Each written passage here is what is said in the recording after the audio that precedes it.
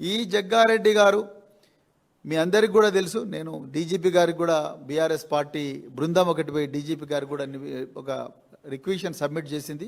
జగ్గారెడ్డి గారు ఓపెన్గా 34వ వార్డులో పోయి రిజ్వానా అనే ఒక మహిళ 34వ వార్డు కాంగ్రెస్ పార్టీ అభ్యర్థిగా పోటీ చేస్తుంటే వాళ్ళ కొడుకు అడ్డు అనే ఒక వ్యక్తి అక్కడ అనఫీషియల్గా ఉంటున్నాడు. ఒక అంగన్వాడీ టీచర్ను నీ సంగతి ఏందో చూస్తానని బెదిరిస్తున్నాడంటే అక్కడ ఉండే శివకుమార్ యాదవ్ ఇంకా రకరకాల హోంగార్డ్స్ మహిళా ఇన్స్పెక్టర్లు పోయి ఆ అడ్డు అనే వ్యక్తిని నువ్వు అనాథరైజ్డ్గా 100 మీటర్స్ లోపలికి వచ్చినవని పోలింగ్ స్టేషన్ నుంచి బయటికి పంపిస్తే అప్పుడు ఈ తురుంఖాన్ వచ్చాడు.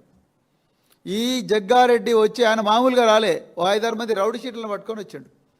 ఈ రౌడీ షీటర్లని మరి రౌడీ షీటర్లు వాళ్ళకేం పని?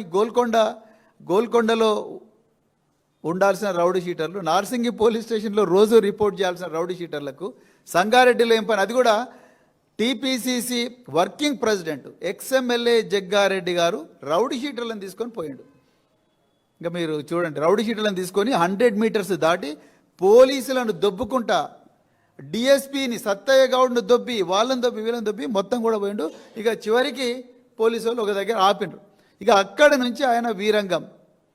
నేను ఇక్కడ మీడియా ముందర మాట్లాడలేని ఇదంతా లైవ్ పోతున్నది. ఆయన కూడా చెప్పాలి కొన్ని విషయాలు. మీరు అమ్మ నాయనకు పుట్టినరా?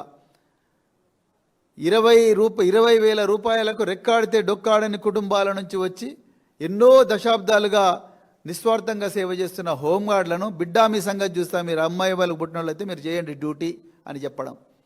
ఆ శివకుమార్ యాదవ్ అని presidents police medal for gallantry తీసుకున్న ఒక ఉత్తమ పోలీస్ అధికారిని మాఫియా డాన్లను కూడా తుపాకులతో గాలిస్తే వాళ్ళ గుళ్లకు బెదరకుండా ఎదురు కాల్పులు జరుపుతూ హైదరాబాద్ నగరం నడిబొడ్డున వాళ్ళందరినీ కూడా పట్టుకొచ్చి పోలీస్ స్టేషన్లో వేస్తే భారత రాష్ట్రపతి ఈ శివకుమార్ యాదవ్కు గ్యాలంటరీ మెడల్ ఇచ్చింది. దేశంలో కేవలం 5,000 మందికి మాత్రమే, 5,000 నుంచి 6,000 మందికి మాత్రమే గ్యాలంటరీ మెడల్స్ వచ్చినాయి ఇప్పటి వరకు, స్వాతంత్రం వచ్చినట్టు ఇప్పటి వరకు.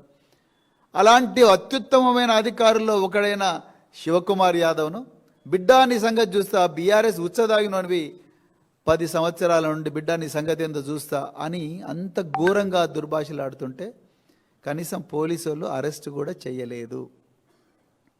కనీసం అతన్ని ప్రివెంటివ్ అరెస్ట్ చేసి ఆ పెట్రోల్ వెహికల్లో పెడేసి ఆయన పోలీస్ స్టేషన్ తీసుకుపోయే ప్రయత్నం కూడా చేయలేదు. సార్ ప్లీజ్ సార్ అని కాళ్ళు పట్టుకొని ప్రాధేయపడుతున్నట్టుగా కనిపిస్తున్నది.